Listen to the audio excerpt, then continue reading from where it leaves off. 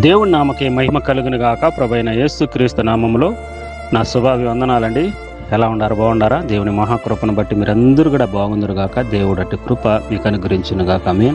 మిమ్మల్ని దేవుడు దీవించి ఆశీర్వదించును గాక. ఈ ఉదయ కాలమున దేవుని మాట మనం విని బలపడదాం రండి. వాక్యమే దేవుడు గనక ఆయన వాక్యమును బలపరుస్తుంది. రెండంచుల ఖడ్గము కలిగినది గనక మన యొక్క జీవితాలను మార్చి శుద్ధ సువర్ణంగా మార్చి దేవుడి వాక్యమును మనం ఒక్కసారి విందాం.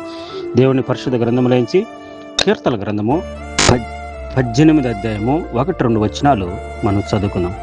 యెహోవా నా బలమా, నేను నిన్ను ప్రేమించుచున్నాను. యెహోవా నా శైలమా, నా కోట, నన్ను రక్షించువాడు, నా కేడమా, నా రక్షణ శృంగమా, నా ఉన్నత దుర్గమా, నా దేవుడు, నేను ఆశ్రయించి ఉన్నాను, నా దుర్గమును. ప్రేమ కలిగిన పరలోకమందు నా కన్న తండ్రి, సృష్టికర్త, సర్వాధికారి, నీకు వందనాలనైనా. వాక్యం నీదేంటని బిడ్డలు నీవారు. వాక్యమనే ప్రతి హృదయాల్లో నాటబడాలనైనా నీ కృపను అనుగ్రహించి సహాయం చేసి వాక్ శక్తితో మమ్మల్ని అందరూ నింపి సరిచేసి లోకానుసారమైన జీవితాల నుంచి నైనా పరలోక సంబంధమైన జీవితాలు మేము నడుపుకునేదానికి నీ కృపను అనుగ్రహించమని సహాయం చేసినాం. యేసుక్రీస్తు సర్వశక్తి కలిగి నామములు అడిగి వేడుకొని పొందినాను పరలోకమందు నా కన్న తండ్రి, ఆమేన్. దేవుడి నామకే మహిమ కలుగును గాక. పరిశుద్ధమైన వాక్యము మనతో మాట్లాడుతున్న మాట దావీదు మాట్లాడుకుంటున్నాడు. ఏమనంటే, ఎవరుంటా దేవుడు అంటే, నా బలమా, నా దేవుడు నా బలము. ఎందుకంటే దేవుని పరిశుద్ధమైన వాక్యములో ఇదే కీర్తన గ్రంథములో దావీదు అంటాడు, బలము తనదని దేవుడు ఒక్క మాట పలికితే అది 2 మాటలుగా వినపచ్చిందంట.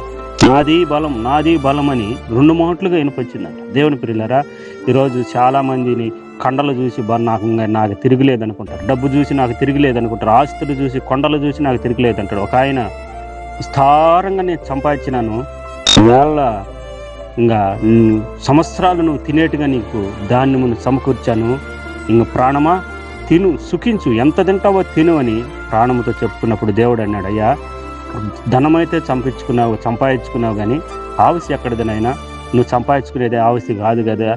దేవుడు ఈ రాత్రి నిన్ను అడుగుతున్నాడు, నువ్వేం చేస్తావని పరిశుద్ధమైన గ్రంథములో చెప్పినప్పుడు ఆయన దేవుణ్ణి మనం వింటాం. దేవుని ప్రియులారా, దేవుడు మనతో మాట్లాడుతున్న మాట, కొంతమంది ఏమిని చూసి బలం పడుతున్నారంటే ఆ అధికారులను చూసి బలం ఉంటారు. నాకేమి నా యొక్క ఫలానా అధికారం ఉన్నాడు, నాకేమి బలం, ఫలానోళ్ళు నేను ఏ మాట చెప్పినా ఆ నా మాట తప్పకుండా చేస్తారని ఆ మనుషులను చూసి బలం. అయితే మనుషులను చూసి బలం, కొంతమందికి భర్తను చూసి బలం, కొంతమందికి తల్లిదండ్రులను చూసి బలం, కొంతమందికి వాళ్ళ యొక్క బంధువులను చూసి, కొంతమందిని ఆస్తులను చూసి బలం. దేవుని ప్రియులారా, దావీదు అంటాడు, వాళ్ళు ఎవరు నాకు బలం కాదయ్యా, నీవే నా బలం, దేవుడే నా బలం. అందుకని గొలియాతు మీదకి పోయినప్పుడు, నువ్వు పిల్లోడివే, నా మీదకి వచ్చినావే, వాడి నీకు అతని మీదకి నువ్వు యుద్ధానికి పోయేదానికి నువ్వు లేదు నాయనా, వాడు యుద్ధ సూర్యుడు, నువ్వు బాలుడివి అని సౌలు అన్నప్పుడు, నా బలం మీద నేను నమ్మకం పెట్టుకోలేదయ్యా, నేను దేవుడి బలం మీద నమ్మకం పెట్టుకున్నాను. జీవము కలిగిన సైనికులను నేను తిరస్కరించడానికి ఫిలిష్తీయుడు ఎంతటి వాడని వాడికి అంత ఎత్తు మనిషిని ఆ పిల్లోడు పోయి యుద్ధం జయించుకొని వచ్చి దేవుడు, ఎందుకంటే అతని బలం మీద అతను ఆశపడలా, అతడు ఎదుటి వచ్చేది ఏదో అతను చూడలా, కానీ దేవుడు బలం గొప్పది కదా. ఈ ప్రపంచంలో నీవు కూడా దేవుని బలం గొప్పది కదా. ఒకసారి దేవుడి బలం నువ్వు గుర్తు చేసుకుంటే, దేవుడు ఎవరో నువ్వు ఆలోచన చేసుకుంటే ఆయనకు సమస్తమును సాధ్యమే కదా. దేవుని ప్రియులారా, ఆయనకు అసాధ్యం ఏమున్నది చెప్పండి?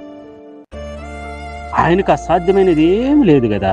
సమస్తమును సాధ్యం. నీ ప్రాబ్లం ఏదైనా సరే ఆయనకు అసాధ్యమైనది ఉన్నదే లేదు కదా. ఆయన సమస్తమును సాధ్యం. అయితే ఆయన బలం మీద మనం ఆశపడకుండా, మన బలం మీద, మన జ్ఞానం మీద, మన చదువు మీద, మన ఉద్యోగాల మీద, మన యొక్క ఆస్తుల మీద మనం బలం ఉన్నప్పుడు అట్టయితేనైనా నీ అసాట్లు నువ్వు పడమని దేవుడు పక్కన కూర్చొని చూస్తూ ఉంటాడు. దేవుని ప్రియులారా, చిన్నప్పుడు ఆట ఆడుతూ ఉంటారు, ఖోఖో అనే ఆట ఆడుతూ ఉంటారు. అందరూ లైన్గా కూర్చుంటే ఒకటి తిరుగుతూ ఉంటే ఆ ఖోఖో పెడితే అతన్ని పట్టుకోవాలి. అలాగే దేవుడు కూడా చూస్తూ ఉంటాడు, నువ్వు పరిగెత్తి పరిగెత్తి పరిగెత్తి పరిగెత్తి పరిగెత్తి ఎంతసేపు పరిగెత్తి ఆయన చూస్తూ ఉంటాడు. మనం ఏమని చెప్పాలా, అయ్యా నాకు శక్తి లేదు, ఇందోనైనా నువ్వు పరిగెత్తని ఆయనకి చెప్తే ఆయన ఎత్తుకుని పట్టుకుంటాడు. దేవుని ప్రియులారా, మన సమస్యలైనా, కష్టాలైనా, కన్నీళ్ళైనా మనం ఏం చేయాలంటే దేవునికి చెప్పుకోవాలి. అందుకని నేను నిన్ను ప్రేమిస్తున్నాను తండ్రి, అందుకని నా శైలము, నా కోట నువ్వేనైనా, నన్ను రక్షించేవాడు. అందుకని రక్షించేదే దేవుడు కదా, రక్షించేదానికే కదా పరలోకానికి భూమి మీదకి సర్వమానవులు రక్షించటకే కదా ఆయన వచ్చింది. ఎందుకు వచ్చాడు? ఊరికే ఆయన ఈ లోకానికి. దేవుని ప్రియులారా, ఒకసారి ఆలోచన చేయండి. సర్వమానవులను రక్షించుటకు ఈ లోకానికి వచ్చాడు. అది నువ్వు గుర్తించుకుంటే రక్షించేవాడు నువ్వు కాదంటయ్యా. నాకెందుకంగా, నాకేం భయం, ఏమైనా చేసుకో, ఈ మట్టి ఇది నువ్వేం చేసినా నీ ఇష్టం అని చెప్తే యెరెమీయా గ్రంథంలో అంటాడు, కుమ్మరింటికి పోరాయన, కుమ్మరింటికి పో అని. కుమ్మరింటికి పోతే ఇష్టం వచ్చినట్టు చేస్తూ ఉంటాడు. మట్టి రాలిపోతూ ఉంటుంది, తుడిగిపోతూ ఉంటుంది.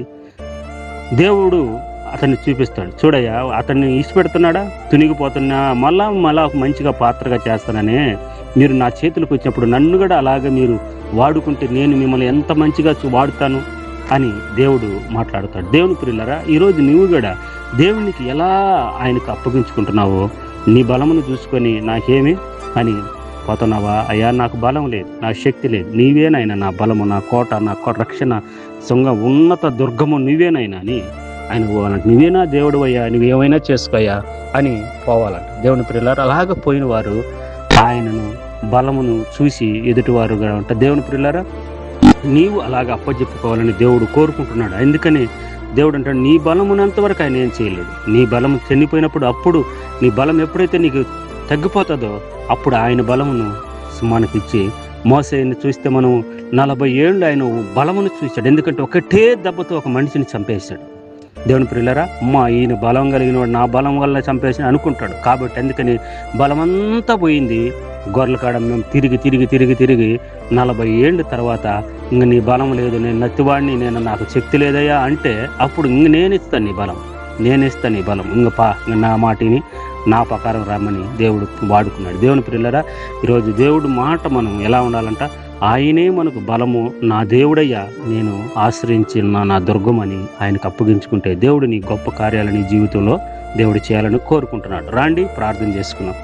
ప్రేమ కలిగిన పరలోకముందు నా కన్న తండ్రి, కృప కలిగిన ప్రభు, దయగలిగిన యేసు నీకు వందనాలు. అవును నాయన, మా బలాన్ని చూసి, ఆస్తులను చూసి, అందాలను చూసి నాయన మాకేమి మంచిగా ఆరోగ్యం ఉందని ఆరోగ్యాన్ని చూసుకొని, లేకనంటే నాకేమి బ్యాంకులో డబ్బు ఉంది, నాకేమి మా బంధువులు ఉన్నారు, ఏం జరిగినా ఆదుకుంటారని వాళ్ళని చూసుకొని మేము నాయన నీకు దూరం అయిపోతున్నాం. ప్రభు, వాళ్ళందరూ మాకు ఎందుకు పనికిరారయ్యా?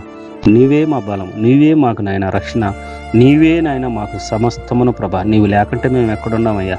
తల్లి గర్భములేంచి నువ్వు రూపించుకొని భూమి మీద కాపాడుతూ రక్షిస్తున్నది నీవే కాదు నాయన. నీ చేతులకు మేము అప్పగించుకుంటున్నాం, తగ్గించుకుంటున్నాం. నువ్వు నిన్ను హెచ్చించేదానికి నీ కృపను అనుగ్రహించు.